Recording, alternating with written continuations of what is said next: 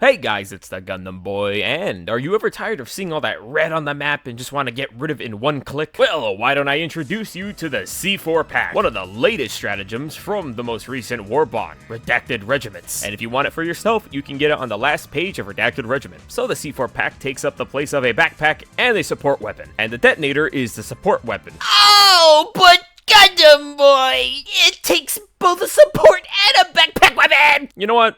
Taurus, drop Wait, him. Let's take a quick look at the support weapon stats. So, starting off, it has an explosion damage of 2,000, and for its penetration across the board, it's all AP7. And it's also good to note that its inner radius and its outer radius is 3 and 7, which is good to know since the C4 pack has a tighter explosion radius than something like a dynamite. Where the dynamite's inner radius is 6 and its outer radius is 12, but the C4 has twice the damage. But its damage is on par with something like an expendable anti-tank, but in the explosive category rather than projectile. But you probably already noticed there's something wrong with this weapon. Why the does it only have 30 demolition force? It means things like Bile Titan holes are completely immune to it, which requires 40 demolition force to take it down, which is probably my only gripe with this weapon. I know C4 is like a big plastic explosive, but like, isn't like the more you have, the more explosive they become? Like, imagine if it had a stackable demolition force. I don't think they'd ever make it capable of destroying a detector eye by themselves, but please, just why? Why 30? But continuing on, you can actually stack a lot of C4s before you detonate them all. I don't know if there's a limit to stacking them, but I don't want to find out. Since this is a very ammo-hungry weapon, it's good to know how much it takes to get it back. Supply boxes in the field will give you 1. If you get a resupply from the supply pack, you will get 3. I didn't have any friends record this part at the time, so ignore. I've seen some people say that the C4 pack is a clunky weapon. Requires you to swap to deploy, then you have to swap back to detonate, then you pull the trigger. Now, I can see how this can be very bad to have to repeat this over and over again for every throw, but there's an easier way to do it. Going into your menu, look for options, go straight to your controller or mouse keyboard, and go to change key bindings. Click on the combat tab and scroll all the way down so you can find the quick weapon wheels. Since C4 uses the right weapon wheel, you're going to want to attach it to the right wheel here and set it to a button that's easy to use, making it so much easier to deploy and detonate at the same time. Also, you want to keep in mind, if you're going to be reloading this weapon, sometimes it will be interrupted and you'll hold literally nothing. Just make sure to hit reload and you'll have your C4 back. Once you understand all of this, the weapon feels a lot less clunkier. Another thing you should keep in mind for the C4 is that it's sticky, allowing you to use battlefield tactics in a Helldivers game. Democracy! Just be careful while handling them. Very careful.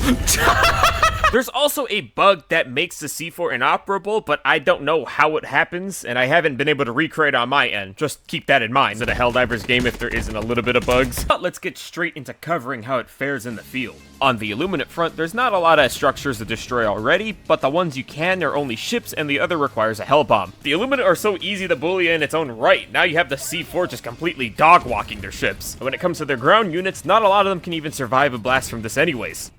And since it is an explosive weapon, it means all the damage will absolutely shred through things like flesh mobs. And if you want to be crafty, you can use the Lure Mine to grab a bunch of voteless into one area and blow them all up. How'd you like it? Since the Illuminate's still in their hobo vagabond stage where they just kinda camp wherever they feel like it, it means they still lack heavy units in the field, other than the Leviathan. But going up against something like a Harvester, there is a unique interaction. Throwing C4s while its shield is up will lead to them bouncing off in a bunch of random directions. Nothing stopping you from detonating it, but they won't stick. The only time it will stick is when their shield's not on, but once they turn it on, you'll have to pop it again. There is a way to one-shot it, but it is a matter of placement. If you're not landing in the right places, it won't always die. From what I've tested, at most it will end up being around 2 to 3 C4s to take down a Harvester, especially because they're more explosive resistant than other enemies. You'll find that if you're using it on the Illuminate front, you'll be using it mostly to destroy giant ships, crowds, and then blowing up Harvesters, but that's pretty much it. Let's move on to the bug front. While there is a good amount of holes that your C4 can take out by itself, I'll have to say when you're going up against things like Mega Nest, you'll need a lot. And even then, one of them is a Bile Titan hole, which you cannot close. And you can't just throw this willy-nilly, you have to get it right in the hole to close it. But going up against something like the Spore Towers, it takes 2 of these to take them down. Same thing for the Streaker Nest, requiring 2 of these C4s for each pod, making them a pretty pricey takedown. When it comes to taking out heavies on the bug front, let me just say, you want to be very specific with where you throw them. If you're going to use it against a charger, make sure you aim for the back, as you can crack this part of it open, because it doesn't always one-shot at the head. Throwing it at the back can do 2 things to it, allowing you to bleed it out, or you can shoot it to finish it off. And to no one's surprise, it can one-shot the Impaler. Big whoop. Bile Titans, they could be a little bit more difficult, as it takes more than 1, in some cases even 3 C4s to kill them. I've had incidents where I've killed it in 1 shot, but I was never really able to replicate it again. In other cases, I would kill it with 2 C4s instead of just 1. And you can assume going up against its flying variant, it would take a similar amount to drop them. One of the coolest places I've seen the C4 being used is against the Hive Lord, as you can stack a shit ton of these little C4s on him and set them off in 1 blast. Detonate, detonate, detonate! Detonating! Oh, holy crap, shit! There goes he definitely lost some parts. Oh, he didn't like that. No. Here it comes. And because I miscounted how much C4 we used, I actually killed it with the suppressor. Wait, was that it? Did it just bursted? I think it just... Is it still dying? Yeah, I just died! Yeah, he's dead. I finished him off with... I shot like a few bullets into his stomach and he died from it. Lastly, let's go on to the bot front, where the C4 is going to be performing its best, especially on those commando missions where you can set off explosions and destroy entire bases without anyone noticing you. Die! I have to say though, there is a weird interaction with bulk fabricators where it will die in 2 shots, but in some cases it dies in a few more. So I would probably just aim for the vent and throw the C4 inside, because I don't know why you'd have to spend this much C4 to kill. Going up against the command bunker, the most easy mission in the world, it takes 2. Going up against something as chunky as the Hulk, it only takes 1 C4 to kill him. And with the power of C4, not even tanks are safe from you. Oh, but... Up against our biggest grunt fantasy, the War Strider, it is really easy to kill them in 1 throw. Doesn't matter if you hit them in their head or if you hit them in their legs, the C4 will take them down. So as long as you stick it to them, they should get out of your way. Going up against the Factory Strider, I would avoid going for its head, as it took way more C4s than it would take from going at the side. You'd have to deplete the first health pool, which would be the full armored segment, then you have to finish off the rest of his health pool when his head's destroyed, which is just not worth it in the long run.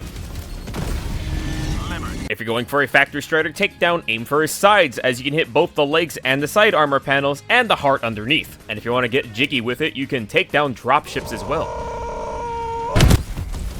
One enemy on the automaton front that can give you trouble if you don't have a weapon to take him down, and that's the gunship. When it comes to your loadout, I found out there's 2 ways you can use the C4. Since the C4 only detonates on your command, you can use armor passives like Desert Stormer or even servo assisted to get way further range than you would if you're throwing it without any of these armor sets on. Servo assisted having the furthest range out of them all. The other way C4s can be utilized is in a stealth setting. Let's go back a little bit, because the new commando missions is where I found the C4s carry the hardest. Because you can apply these bombs to whatever you need to destroy, get really far away, and set them off without the automatons knowing where you are. It's easy as sneaking into the base, kill the guy who's blocking the entrance, putting a bomb down, putting a bomb down, putting a bomb down, putting a bomb down, killing an unsuspecting automaton, and pulling the trigger, while allowing you to escape without drawing any attention to yourself. And if you have a buddy nearby with a supply pack, it allows you to continue the carnage. However, if you're doing these stealth missions and you don't have someone running supplies for you, you'll quickly run out.